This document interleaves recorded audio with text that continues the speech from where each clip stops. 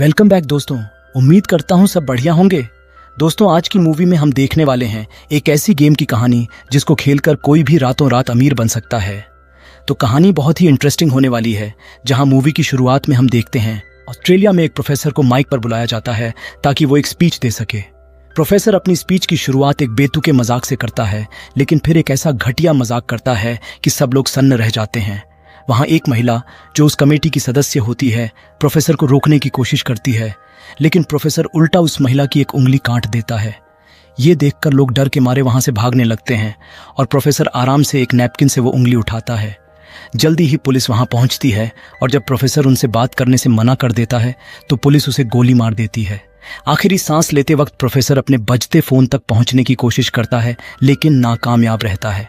अब कहानी शिफ्ट होती है लुइसियाना में, जहां इलियट अपनी प्रेग्नेंट गर्लफ्रेंड शेल्बी से अलविदा कहता है, जिससे वो कुछ दिनों में शादी करने वाला है। इसके बाद इलियट अपने काम पर जाता है, जहां उसे पता चलता है कि उसे नौकरी से निकाल दिया गया है क्योंकि वो क्लाइंट्स के साथ बहुत ज़्यादा अच्छा है। ये खबर इलियट के लिए बहुत ही ख़राब है, न सिर्फ इसलिए कि उसकी शादी होने वाली है और बच्चा आने वाला है, बल्कि इसलिए भी कि इलियट को अपने बीमार भाई माइकल का ख्याल रखने के लिए इस नौकरी से मिलने वाले इंश्योरेंस की सख्त ज़रूरत है। इसके बाद इलियट अपने भाई माइकल से मिलने जाता है, जो ये सुनकर बहुत घबरा जाता है। बिना इंश्योरेंस के माइकल को दोबारा उस मानसिक अस्पताल में भेजा जाएगा जहां का वो बुरा अनुभव कभी भी भूल नहीं पाया। इलियट फिर अपने शराबी और गुस्सैल पिता सैमसन से मदद मांगने जाता है, लेकिन पता चलता है कि उसके पिता ने अपना सारा रिटायरमेंट फंड गंवा दिया है और अब वो खुद इलियट के साथ रहने की तैयारी में है। उस रात माइकल इलियट से कहता है कि उसे दवाई लेने के लिए दुकान तक ले चले।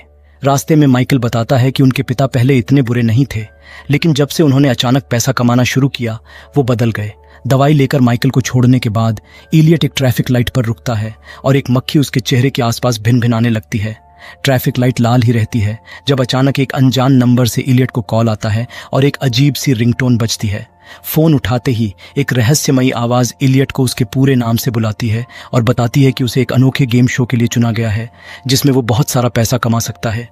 जब इलियट गेम में हिस्सा लेने से मना करता है तो वो आवाज बताती है कि उसे इलियट के बारे में सब पता है। जब वो 9 साल का था तो उसकी माँ का कार एक्सीडेंट में मौत होना, उसके स्टूडेंट लोन, क्रेडिट कार्ड का कर्ज और उसकी नींद न आने की दिक्कतें, यहाँ तक कि वो आवाज़ ये भी जानती है कि इलियट की कार में एक मक्खी घूम रही है और कहती है कि अगर वो उसे मार देगा तो उसे $1000 मिलेंगे। इलियट मक्खी को मार देता है और तुरंत उसके फ़ोन पर एक मैसेज आता है कि उसके बैंक अकाउंट में पैसे जमा कर दिए गए हैं। घबराकर इलियट अपनी कार से उतरकर इधर उधर देखता है कि कहीं कोई उसे देख तो नहीं रहा, लेकिन उसे कुछ नज़र नहीं आता। उसी वक्त वो आवाज़ फिर से कॉल करती है और कहती है कि अब अगर वो उस मरी हुई मक्खी को खा ले तो उसे $3622 मिलेंगे, जो ठीक उतना ही है जितना शेल्बी के क्रेडिट कार्ड का कर्ज है। कॉल खत्म होते ही ट्रैफिक लाइट हरी हो जाती है और कुछ देर बाद इलियट घर पहुंचता है। बैंक अकाउंट चेक करने पर वो देखता है कि सच में पैसे जमा हो गए हैं।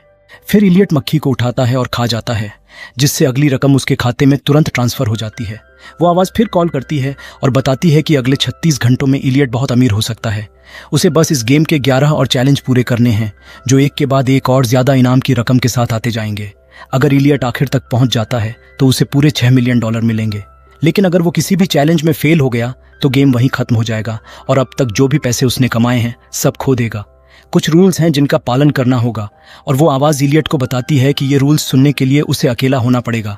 जैसे ही इलियट देखता है कि शेल्बी अपने कमरे से बाहर निकली है, वो उससे बचने के लिए घर में इधर उधर छुपता है और आखिरकार बाथरूम में जाकर छिप जाता है।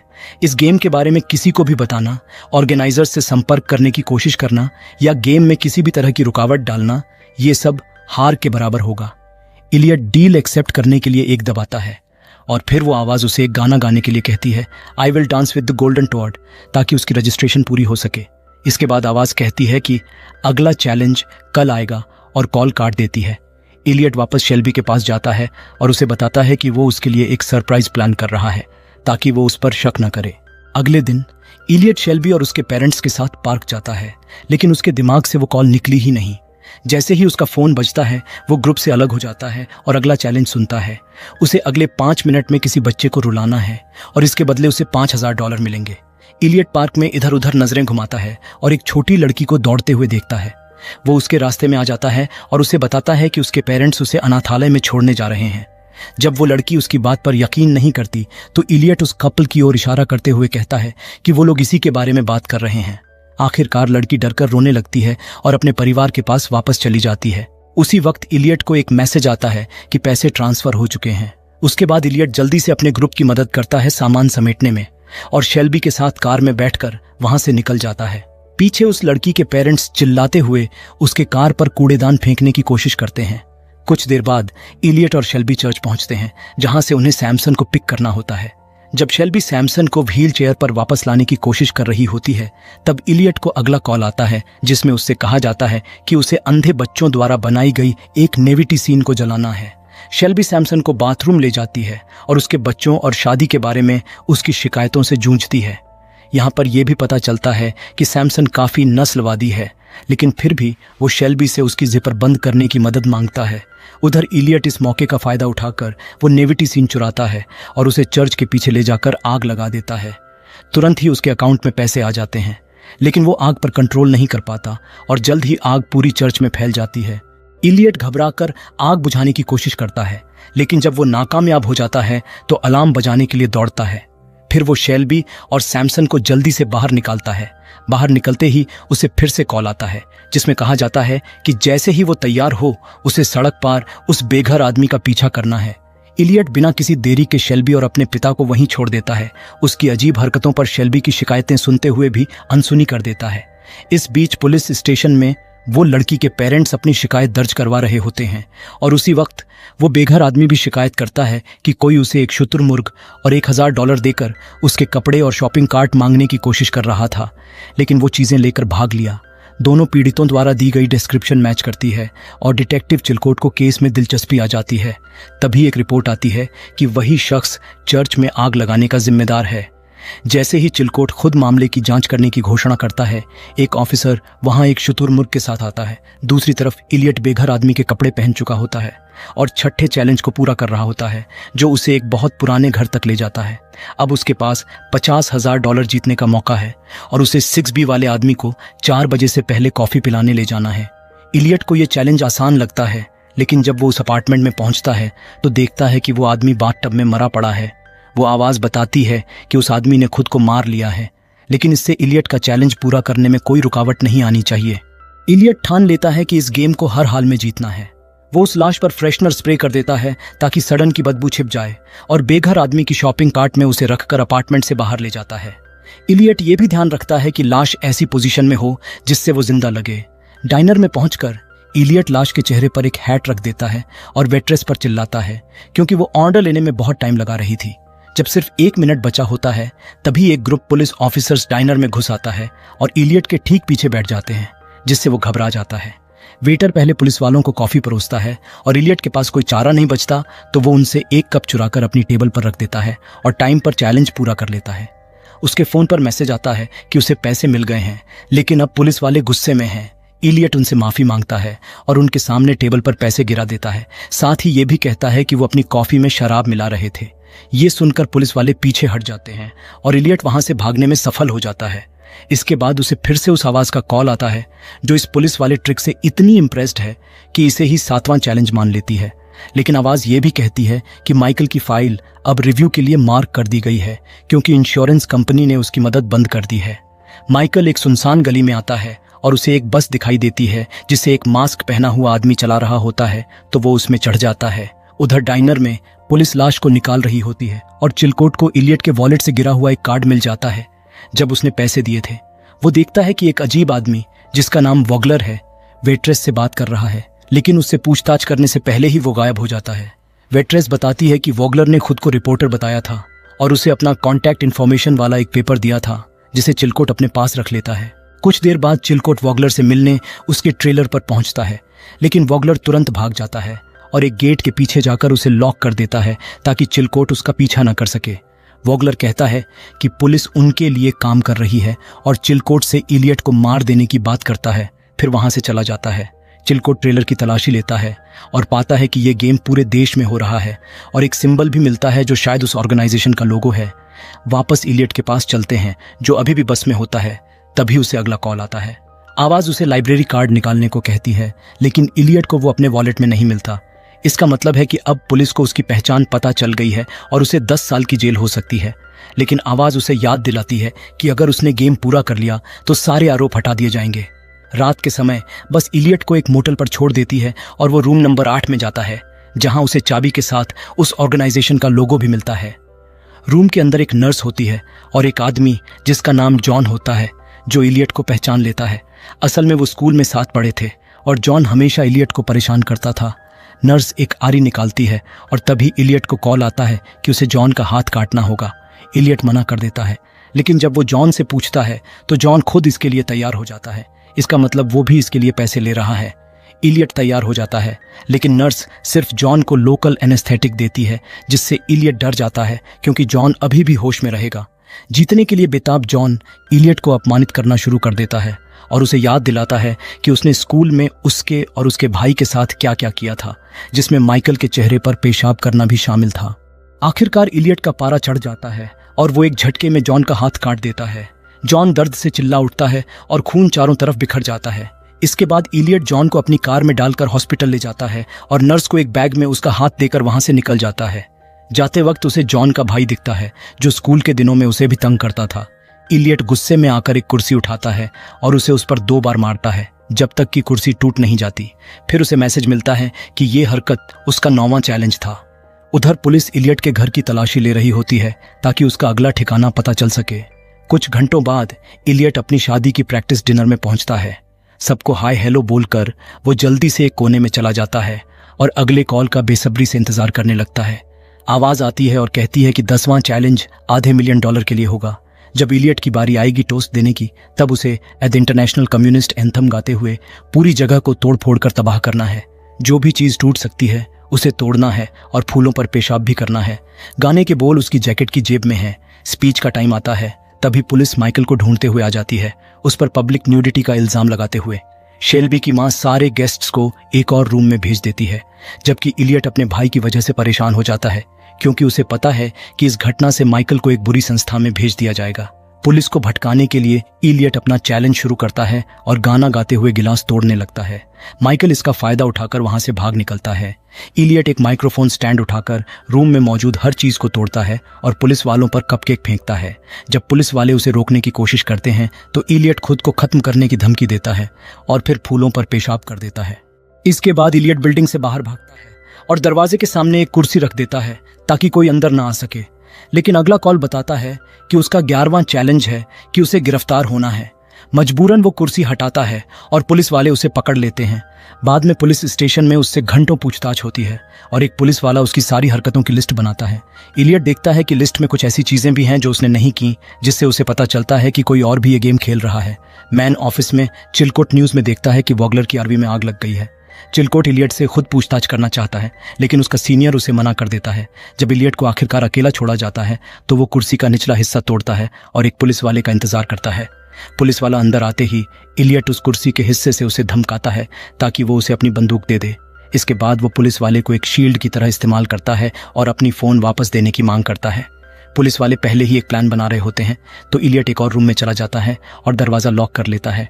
अगला कॉल आता है जिसमें आवाज पुष्टि करती है कि एक और प्लेयर भी है और अगर वो 13 चैलेंज पहले पूरा कर लेता है तो उसे इनाम मिलेगा और इलियट को जेल।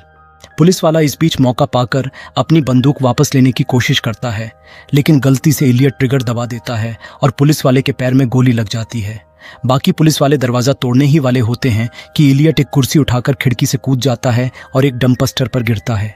उसका फोन गिर जाता है और वो उसे उठाने का सोचता है, लेकिन चिलकोट ऊपर खिड़की से उस पर बंदूक तान लेता है और बाकी पुलिस वाले भी आ जाते हैं, जिससे उसे भागना पड़ता है।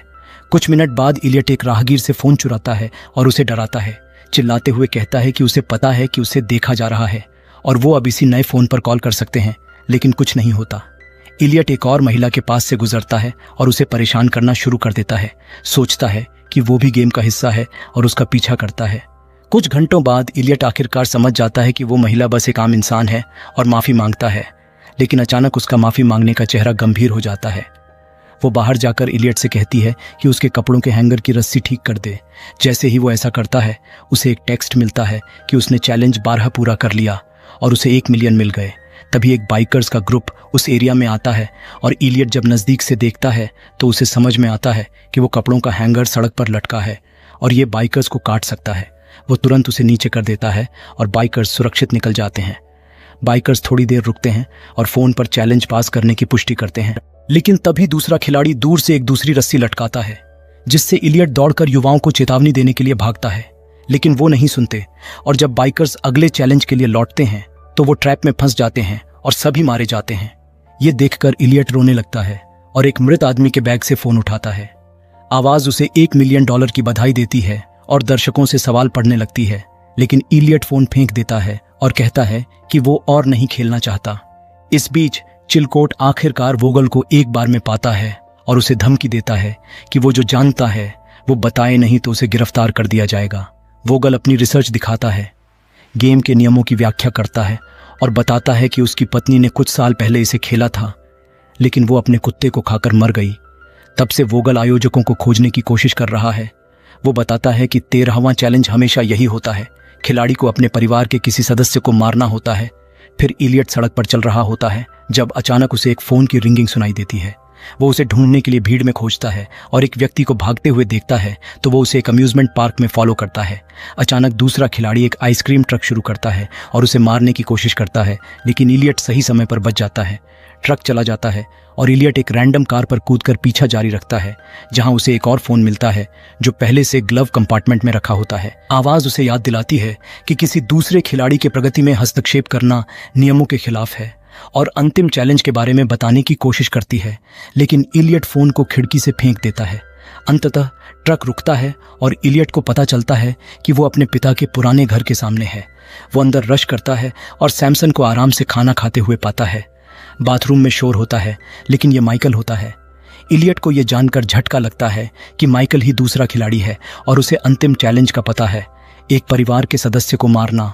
माइकल अपने बैग में एक हथियार छुपाए हुए है जो उसने बदले के लिए सैमसन को मारने के लिए रखा है। एलियट उसे शांत करने की कोशिश करता है और एक बहस शुरू हो जाती है।